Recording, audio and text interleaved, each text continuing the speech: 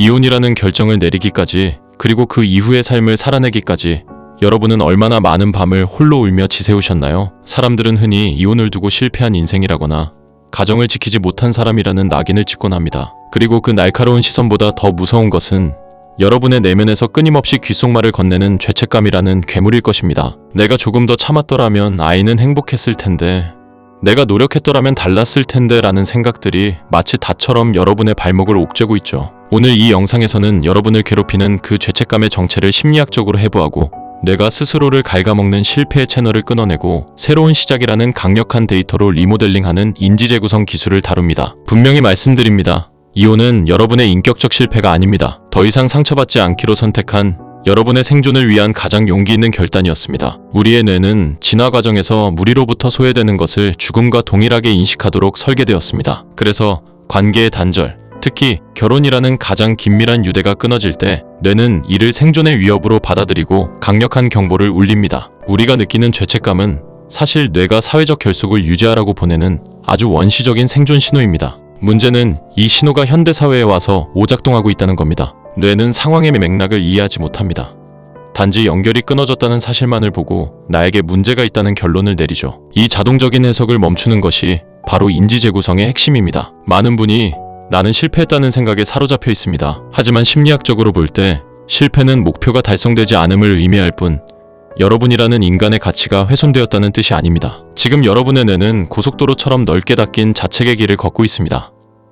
불안이나 우울한 감정이 들 때마다 뇌는 자동으로 이 길을 선택하죠. 이제 우리는 이 길을 차단하고 새로운 신경회로를 뚫어야 합니다. 바로 나는 내 삶을 위해 가장 정직한 선택을 했다는 길입니다. 이혼을 겪은 부모들이 밤잠을 설치는 가장 큰 이유는 아마도 아이의 눈망울일 것입니다. 아이에게서 완전한 가정을 빼앗았다는 생각은 뇌의 통증센터를 자극하며 우리를 끝없는 자책의 굴레로 밀어넣습니다. 하지만 심리학적으로 냉정하게 분석해봅시다. 아이에게 정말 해로운 것은 이혼한 부모일까요? 아니면 불행과 갈등이 일상이 된 집안 공기일까요? 수많은 연구 결과는 아이의 정서 발달에 치명적인 것은 부모의 혼인 상태가 아니라 부모 사이에 흐르는 만성적인 불화와 긴장감이라고 말합니다. 여러분은 아이에게서 가정을 뺏은 것이 아니라 아이를 정서적 전쟁터에서 구출해낸 것입니다. 이제 인지재구성을 통해 생각을 리모델링해보세요. 기존 생각, 나는 아이에게 상처를 준 죄인이다. 재구성된 생각, 나는 아이에게 불행한 관계를 억지로 참는 법 대신 스스로를 존중하고 건강한 경계선을 긋는 법을 몸소 가르치고 있다. 여러분이 당당하게 자신의 삶을 꾸려가는 모습은 아이에게 가장 훌륭한 회복 탄력성의 모델링이 됩니다. 아이는 부모의 이혼을 통해 인생에 큰 파도가 닥쳐도 스스로의 힘으로 다시 평온을 찾을 수 있다는 위대한 생존 기술을 배우게 될 것입니다. 사회적 시선이나 주변의 오지랖 때문에 스스로를 하자가 있는 사람으로 규정하고 계신가요? 우리 뇌는 부정적인 정보를 사실로 받아들이려는 습성이 있습니다. 이때 필요한 것이 바로 객관적 데이터 시각화입니다. 머릿속으로 칸을 나누어 여러분의 상황을 냉정하게 분석해보세요. 첫 번째 칸, 이혼한 걸 보니 성격에 문제가 있나 봐. 두 번째 칸, 나는 관계를 회복하기 위해 최선을 다했고 상대의 무례함이나 가치관의 차이를 더 이상 묵인하지 않기로 결정했다. 이것은 나의 문제가 아니라 나의 기준이다. 이 과정은 뇌의 이성 담당 부위인 전두엽을 깨워 감정의 소용돌이에서 여러분을 건져 올립니다. 이혼은 내 인생의 오점이 아니라 나를 지키기 위해 선택한 정당한 경로 이탈이다라고 마침표를 찍으세요. 뇌과학적으로 볼 때 이렇게 자신의 선택에 명확한 의미를 부여할 때 스트레스 담당 부위인 편도체의 활성도가 급격히 낮아집니다. 이혼 후에도 전 배우자의 말 한마디에 휘둘리거나 그 사람의 불행 혹은 행복에 과도하게 반응하고 있다면 아직 정서적 독립이 이루어지지 않은 상태입니다. 뇌는 오랫동안 유지해온 관계의 습관을 쉽게 버리지 못하기 때문이죠. 이때는 친절한 단절 기술이 필요합니다. 상대가 여전히 여러분의 자존감을 깎아내리는 말을 던진다면 그 즉시 심호흡을 하여 내면의 심리적 공간을 만드세요. 그리고 상대의 말을 거울처럼 반사해버리세요. 그건 당신의 생각일 뿐이고 나는 다르게 판단합니다. 감정을 섞지 않고 차분하게 사실관계만 정정하는 것만으로도 상대는 더 이상 당신의 심리를 조종할 수 없음을 깨닫게 됩니다. 이것은 싸우자는 것이 아닙니다. 여러분의 새로운 정원을 지키기 위한 최소한의 울타리를 치는 행위입니다. 울타리가 견고해질수록 여러분의 뇌는 타인의 시선에서 자유로워지며 비로소 나라는 주체로 살아갈 준비를 마칩니다. 낡은 관계의 고속도로를 철거하고 오직 여러분 자신만이 달릴 수 있는 새로운 행복의 도로를 닫기 시작하는 것이죠. 이혼 후 우리를 가장 힘들게 하는 건 내 인생이 내 마음대로 되지 않는다는 거대한 무력감입니다. 뇌과학적으로 보면 우리 뇌의 전두엽은 스스로 상황을 통제하고 있다고 느낄 때 도파민을 분비하며 안정을 찾습니다. 반대로 통제권을 잃었다고 느끼면 스트레스 호르몬인 코르티솔이 치솟으며 불안의 고속도로를 타게 되죠. 이때 필요한 것이 바로 거창한 목표가 아닌 아주 사소한 작은 통제력을 되찾는 루틴입니다. 오늘 아침 침대에서 일어나 이불을 정리하셨나요?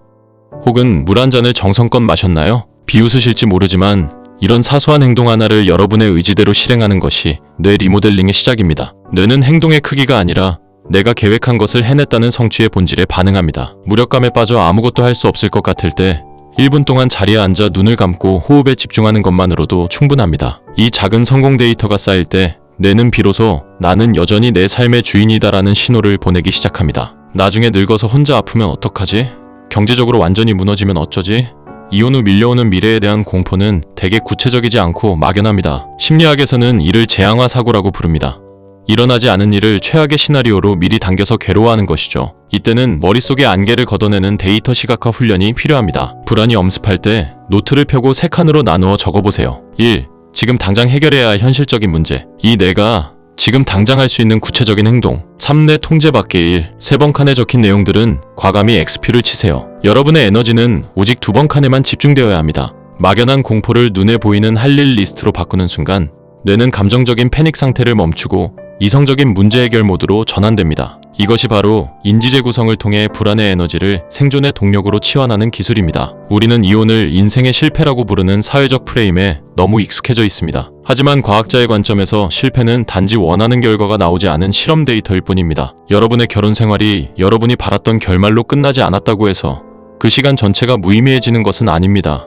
그 안에서 여러분은 사랑하는 법, 참는 법, 그리고 결국 나 자신을 지키기 위해 일어서는 법을 배웠습니다. 이제 실패라는 단어를 성장을 위한 데이터로 리모델링 해보세요. 나는 결혼에 실패했다가 아니라 나는 이 관계를 통해 내가 어떤 대우를 받아야 하는지, 어떤 삶을 살아야 행복한지 확실한 데이터를 얻었다라고 정의하는 것입니다. 뇌는 우리가 사건에 부여하는 의미에 따라 다르게 반응합니다. 비극적인 종말이 아닌 더 나은 삶을 향한 필요한 과정으로 인지 재구성을 마칠 때 여러분의 자존감은 비로소 단단한 울타리를 갖게 될 것입니다. 이혼 후 우리를 가장 괴롭히는 외부 요인은 주변 사람들의 걱정을 가장한 참견입니다. 애를 봐서라도 참지 그랬니? 나중에 후회하면 어쩌려고 그래 같은 말들은 우리 뇌의 사회적 평가 불안을 극도로 자극합니다. 뇌는 무리로부터 소외되는 것을 생존의 위협으로 인식하기 때문에 이런 말들을 들으면 마치 내가 정말 큰 잘못을 저지른 것 같은 착각에 빠지게 됩니다. 이때 필요한 기술이 바로 심리적 경계선 설정입니다. 상대의 무례한 참견이 들려올 때 머릿속으로 투명한 방어막을 상상해보세요. 그리고 인지 재구성을 통해 문장을 바꿔야 합니다. 저 사람은 나를 걱정하는 게 아니라 본인의 가치관을 나에게 강요하고 있을 뿐이다. 상대의 감정이나 판단은 여러분이 책임질 영역이 아닙니다. 그렇게 생각하실 수도 있겠네요. 하지만 제 인생의 우선순위는 저의 평온입니다 라고 마침표를 찍으세요. 타인의 시선이라는 감옥의 열쇠는 타인이 아니라 바로 여러분의 단호한 말투에 있습니다. 우리는 남에게는 한없이 너그러우면서도 자신에게는 가장 날카로운 잣대를 들이댑니다. 내가 그때 왜 그랬을까?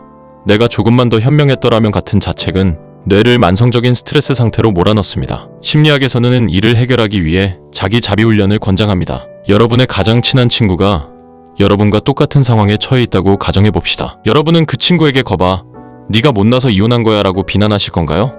절대 아닐 겁니다. 아마도 정말 고생 많았어. 네가 얼마나 힘들게 버텼는지 내가 다 알아라고 다독여주겠죠. 이제 그 다정한 목소리를 여러분 자신에게 들려주어야 합니다. 뇌는 타인의 위로보다 자기 자신으로부터 오는 위로에 더 강력하게 반응합니다. 나는 완벽하지 않지만 최선을 다해 나를 지켜냈다는 인지 재구성이 이루어질 때 뇌의 회복 탄력성은 비약적으로 높아집니다. 이혼 후에도 여전히 전 배우자의 소식에 가슴이 철렁하거나 화가 치밀어 오른다면 아직 뇌의 신경회로가 과거의 관계에 묶여 있다는 증거입니다. 뇌는 익숙한 고통을 낯선 평온보다 더 편안하게 느끼는 경향이 있기 때문이죠. 이제는 과거의 기억들을 정서적 자립을 위한 데이터로 리모델링 해야 합니다. 전 배우자와의 좋았던 기억이나 나빴던 기억이 떠오를 때마다 그것을 하나의 학습 자료로 객체화하세요. 그때 나는 이런 가치를 중요하게 여겼구나.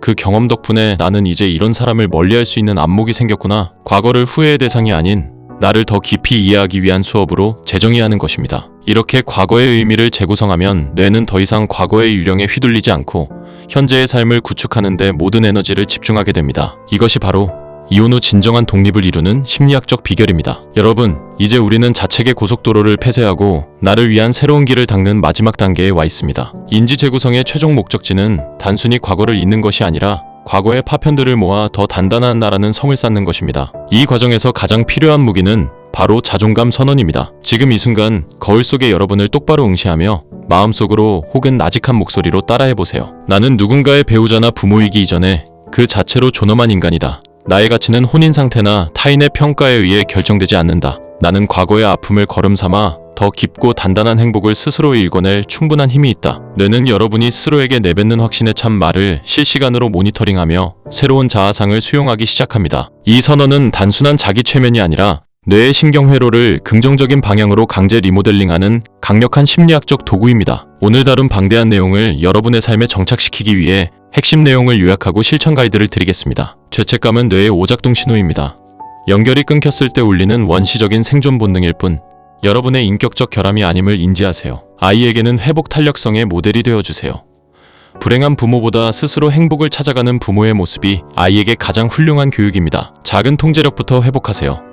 이불 정리나 5분 산책 같은 사소한 루틴이 뇌의 전두엽을 깨우고 무력감을 몰아냅니다. 인지 재구성을 생활화하세요. 실패라는 단어를 성장을 위한 데이터로 바꾸어 부르는 연습을 매일 10분씩 실천해보세요. 이혼 후의 삶은 마라톤과 같습니다. 처음엔 숨이 차고 발걸음이 무겁겠지만 오늘 배운 기술들을 하나씩 적용하다 보면 어느덧 평온한 호흡으로 달리고 있는 자신을 발견하게 될 것입니다. 마지막으로 이 말씀을 꼭 드리고 싶습니다. 여러분이 이 영상을 여기까지 보셨다는 것 자체가 이미 스스로를 치유하고 일어서려는 강력한 의지를 증명합니다. 어젯밤 혹은 방금 전까지도 내가 정말 잘한 걸까? 라는 의구심에 괴로우셨나요?